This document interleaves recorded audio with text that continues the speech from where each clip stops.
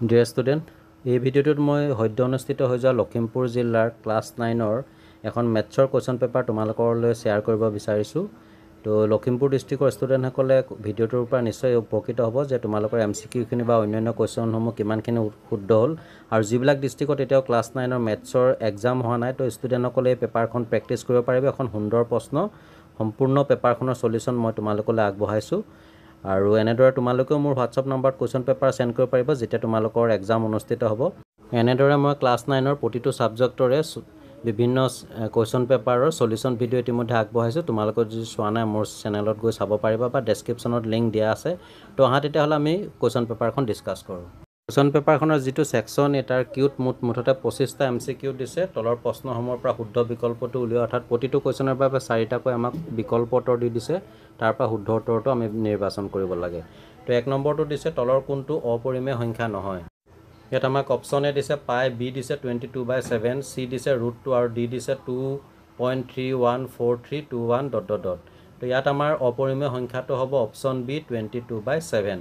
Next question number 2 দিছে দুটা যিকোনো মৌলিক সংখ্যাৰ গসাউ হ'ব option A 1, B 2, C 5, D 0। আমি জানো যে যিকোনো এটা মৌলিক সংখ্যাৰ গসাউ অৰ্থাৎ গৰিষ্ঠ সাধাৰণ উৎপাদক সদায় 1 হয়, গতিকে শুদ্ধ অপশ্যনটো হ'ব option A 1। Next question number 3 দিছে √2ৰ আসন্ন মান হ'ব। তো ইয়াত আমাক যি 4টা অপশ্যন দি দিছে তাৰ ভিতৰত শুদ্ধ অপশ্যনটো হ'ব অপশ্যন এ 1.41, যিটো √2ৰ আসন্ন মান। নেক্সট কুৱেশ্যন নম্বৰ 4 দিছে 4 × 2/2 (0) কুৱেশ্যন মাৰ্ক। অপশ্যনসমূহ দিছে option A 4, B 0, C 1, D 2। আমি এটা পাইছিলোঁ যে সূচকীয় বিধিমতে a⁻0 = 1, গতিকে ইয়াত 4 × 2/2টো যদি আমি a ধৰি লওঁ, গতিকে ইয়াৰ ভেলুটো হ'ব 1। তো ইয়াত শুদ্ধ অপশ্যনটো হ'ব option C 1। Next question number 5ত দিছে 0/12456 কুৱেশ্যন মাৰ্ক। আমি জানো যে শূন্যক যিকোনো সংখ্যাৰে হৰণ বা পূৰণ কৰিলে সদায় শূন্য হয়। তো ইয়াত দিয়া অপশ্যনসমূহৰ ভিতৰত শুদ্ধ অপশ্যনটো হ'ব option C 0। Next question number 6ত দিছে 5000 টকাত আয় হয় 2450 টকা 2450 টকা। ইয়াৰ শতাংশত প্ৰকাশ কি হ'ব? Option A 50%, B 41%, C 49%, D 30%। তো ইয়াত তোমালোকে দেখা পাইছে যে 5000ৰ যদি 2450 টকা লাভ হয়, তেতিয়াহ'লে শতাংশত প্ৰকাশ কৰিলে ইয়াৰ ভেলুটো হ'ব 49%। So here the correct option is option C, 49%. Next question number 7, দশমিক সংখ্যা 0.6 বাৰৰ বাবে পৰিমেয় সংখ্যাটো হ'ব। সমাধানটো আমি এনেধৰণে কৰিব পাৰোঁ, 0.6 বাৰ আছে, গতিকে 6 লিখিম, আৰু এটাৰ ওপৰত যদি বাৰ থাকে তেতিয়াহ'লে 9 লিখিম। যদি দুটাৰ ওপৰত বাৰ থাকে তেতিয়া 9ৰ পিছফালে ইয়াত এটা 0 হ'ব, 90 হ'ব। তো এনিৱে আমি ইয়াক যদি লঘিষ্ঠ আকাৰলৈ লৈ যাওঁ, তেতিয়া 3 কাটিলোঁ, 3 2 6, 3 3 9, গতিকে ভগ্নাংশটো পালোঁ 2/3। গতিকে ইয়াত দিয়া অপশ্যনসমূহৰ ভিতৰত শুদ্ধ অপশ্যনটো হ'ব option B 2/3। Next question number 8, √3ৰ মান কোন দুটা অখণ্ড সংখ্যাৰ মাজত থাকিব? আমি জানো যে √3ৰ ভেলুটো হৈছে 1.732, গতিকে এইটো 1 আৰু 2ৰ মাজত থাকিব। চ' কাৰেক্ট অপশ্যনটো হ'ব অপশ্যন এ 1 আৰু 2। নেক্সট কুৱেশ্যন নম্বৰ 9ত দিছে 1/2%ৰ ভগ্নাংশ ৰূপ হ'ব। দেখা পাইছে তোমালোকে 1/2%ৰ ভগ্নাংশ ৰূপ। পাৰ্চেণ্ট বুলি ক'লে 100টা দি দিব লাগিব, আৰু ইয়াৰ ভগ্নাংশ ৰূপটো পালোঁ কিমান? 50/1। 2ৰে কাটিছোঁ, 2 × 2, 2 50, 100, 50/1। গতিকে ইয়াত দিয়া অপশ্যনসমূহৰ ভিতৰত শুদ্ধ অপশ্যনটো হ'ব option C 50/1। Next question number 10, √5ক তলৰ কোনটো সংখ্যাৰে পূৰণ কৰিলে পূৰণফলটো পৰিমেয় হ'ব? ইয়াত শুদ্ধ অপশ্যনটো হ'ব অপশ্যন এ √5, কাৰণ √5 ইনটু কৰিলে স্কোৱাৰটো উঠি যাব, স্কোৱাৰ ৰুট কেঞ্চেল হৈ গ'লে 5 পাম, 5 এটা পৰিমেয় সংখ্যা। নেক্সট কুৱেশ্যন নম্বৰ 11ত দিছে 32^2/5ৰ মান হ'ব option A 3, B 4, C 6, D এটাও নহয়। তো এইটো আমি 32^2/5, 32 মানে লিখিব পাৰোঁ 2^5, কাৰণ 2 5টা পূৰণ কৰিলে 32 হ'ল। পিছত এইটো আমি ব্ৰেকেট উঠাই দিলোঁ, 5 কেঞ্চেল হৈ গ'ল, তেতিয়া কিমান পালোঁ? 2 স্কোৱাৰ মানে কিমান হৈ গ'ল? 4। গতিকে ইয়াত আমাক যি 4টা অপশ্যন দি দিছে তাৰ ভিতৰত শুদ্ধ অপশ্যনটো হ'ব option B 4। Next question number 12, a⁻m/n = question mark. কুৱেশ্যনটো বুজাত মোৰো অলপ অসুবিধা হৈছে। মোৰ বোধেৰে ইয়াত শুদ্ধ অপশ্যনটো হ'ব লাগে অপশ্যন ডি, এটাও নহয়। তো তোমালোকে কমেণ্ট কৰি জনাবাচোন ইয়াত কোনটো এনচাৰ শুদ্ধ হ'ব। কুৱেশ্যন নম্বৰ 13, তলৰ কোনটো এটা চলকযুক্ত বহুপদ নহয়?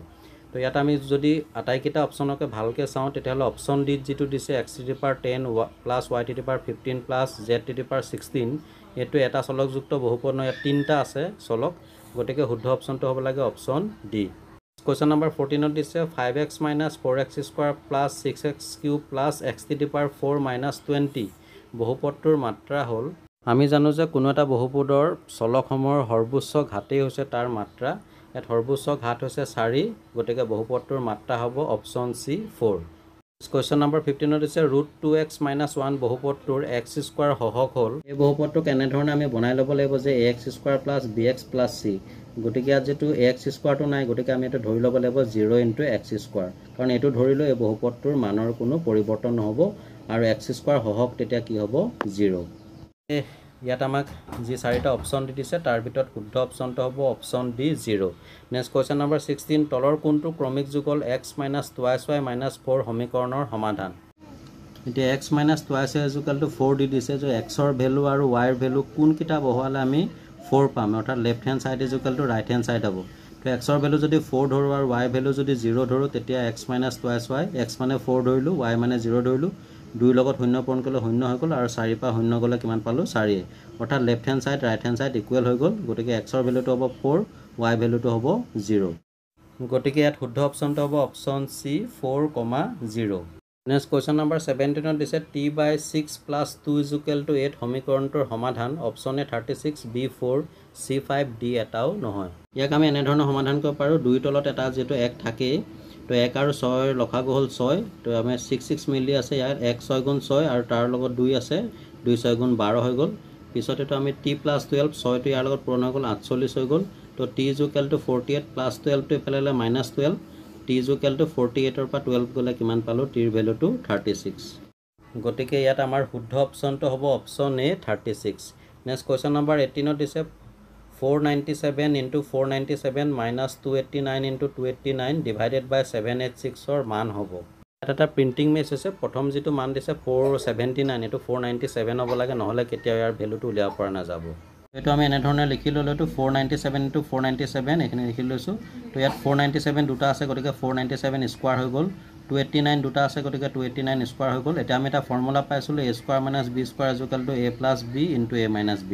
তো ইয়াত হৈ গ'ল 497 + 289 a + b, আৰু a - b মানে হ'ব 497 - 289।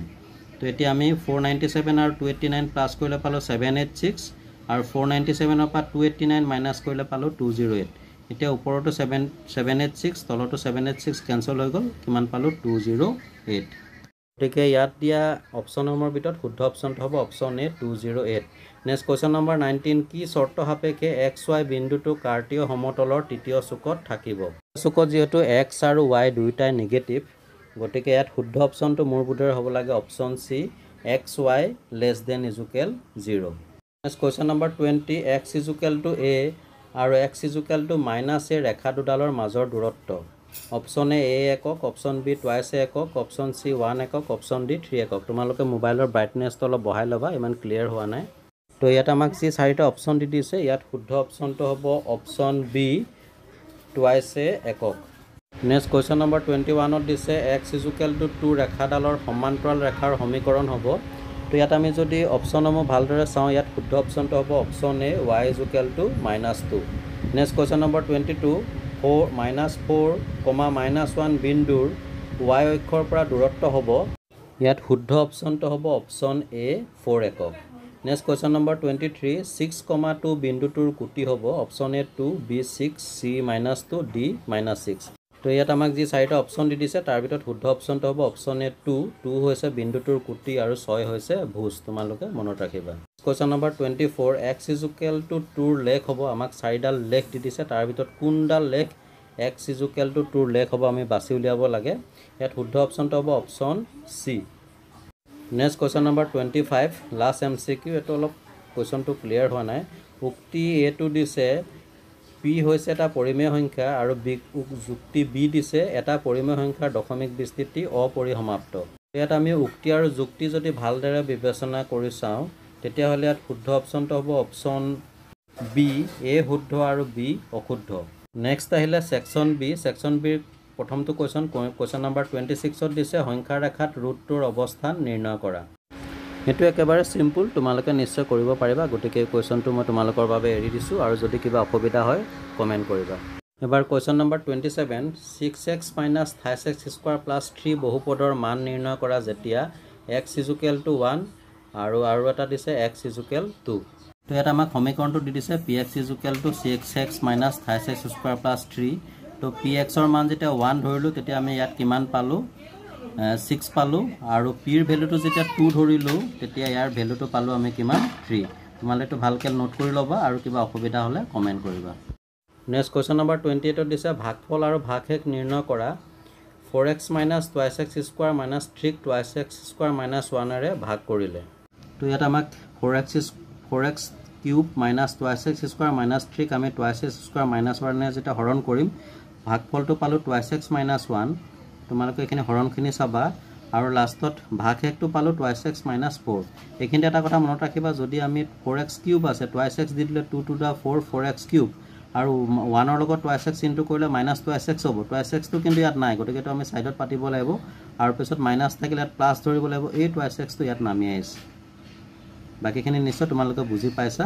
তথাপিতো যদি কিবা অসুবিধা হয় কমেন্ট কৰিবা এবাৰ আমাক কোৱেশ্চন নম্বৰ 29 ত উৎপাদক বিশ্লেষণ কৰিবলৈ দিছে দুটা এক এককে 2 মাৰ্ক আছে এতিয়া এক নম্বৰটো দিছে 6x square plus 17x plus 5 এতিয়া এটো হৈছে x square plus bx plus c তো a আৰু c ইনটু কৰিম 6 5 গুণ 30 পালো এতিয়া 30ক এনেকুৱা দুটা সংখ্যাৰে পূৰণ কৰিব লাগিব যিকেইটা সংখ্যা যোগ বা বিয়োগ কৰিলে আমি 17 পাব লাগিব তো আমি 15 ললো 15 গুণ 30 আৰু 15 দুয়ে কিমান পালো 17 গতিকে 17 ৰ জায়গা লিখিলো 15 plus 2 এটো হল 15x 2x এতিয়া আমি 28x কমন ললো 3 2 6 6x স্কয়াৰ আৰু 3 5 গুণ 15 এতিয়া ইয়াত যদি একো কমন লব নাথাকিলে 1 কমন ললো এই দুটা সদায় মিলিবই লাগিব 2x plus 5 2x 5 এটা ললো আৰু এটা হল 28x plus 1 দুই নম্বৰটো দিছে 12x square minus 7x plus 1 এতিয়া 12 গুণ 12 আমি জানো যে 4 3 গুণ 12 আৰু 4 3 কিমান পাম 7 গতিকে এটো হল 4x minus 5x আৰু হেকটিয়াৰ আমি সমাতে হেৰিটো পালো উৎপাদকটো পালো 28x minus 1 4x minus 1 এখিনি তোমালোকে ভালকৈ চাবা আৰু যদি কিবা বুজি নোপোৱা কমেন্ট কৰি মোক জনাবা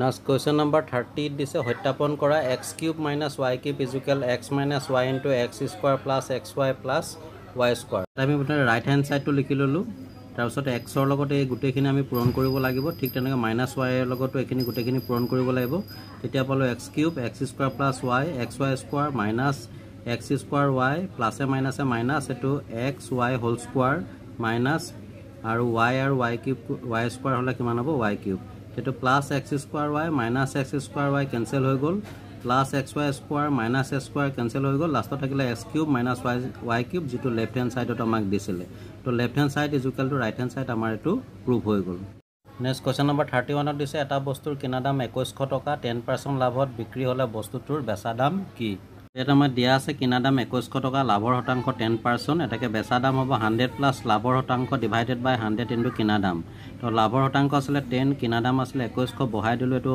110 বাই 100 তো 00 ক্যান্সেল হৈ গল 21 ৰ লগত 110 ইনটু কৰিলে 2310 টকা পালো এটাকে বস্তুটোৰ বেচা দাম হ'ব 2310 টকা এখিনি তোমালোকে নোট কৰি লবা Dear student, next question number 33, 34 আৰু 35 এইকেইটাৰ সলিউশন তোমালোকলৈ আগবঢ়ালো তোমালোকে নিজে ট্ৰাই কৰিবা মোৰ সময়ৰ অভাৱত এখিনি সলিউশন তোমালোকক এই ভিডিওটো দিব নোৱাৰিলো আৰু তোমালোকৰ যদি এই কোৱেশ্চন কেইটাৰ সলিউশন কৰোতে কিবা অসুবিধা হয় তেতিয়া হলে মোক কমেন্ট যোগে জনাবা মই এখিনি সলভ কৰি দিম তো ডিয়াৰ ষ্টুডেন্ট ভিডিওটো ইমানতে শেষ হৈছে তোমালোকে লাইক এটা কৰি যিমান পাৰা ফ্ৰেণ্ডলৈ শেয়াৰ কৰি দিবা যাতে সকলোৱে ইয়াৰ পৰা উপকৃত হয় আৰু যিবিলাক স্কুলত এতিয়াও ক্লাস 9 ৰ এক্সাম হোৱা নাই ফাৰ্স্ট ইউনিট টেষ্টৰ সকলোলৈ মোৰ ফালৰ পৰা বেষ্ট অফ লাক আশা কৰো ভিডিওটো তোমালোকৰ বাবে নিশ্চয় হেল্পফুল হ'ব বাকি সাবজেক্ট সমূহৰ ভিডিও ইতিমধ্যে মোৰ চেনেল যোগে তোমালোকে পাইছা আৰু যদি নতুনকৈ কোনোবা আহিছা চেনেলটো সাবস্ক্ৰাইব কৰি নটিফিকেশনটো অন কৰি ৰাখিবা এনেকুৱা ধৰণৰ ভিডিও মই পাই থাকিবৰ বাবে তো চাই থাকিবা আৰবি লাৰ্ণ কাম এন্টাৰটেইনমেন্ট আন এখন নতুন কোৱেশ্চন পেপাৰ হতে তোমালোকৰ মাজলৈ পুনৰ আহি আছো ধন্যবাদ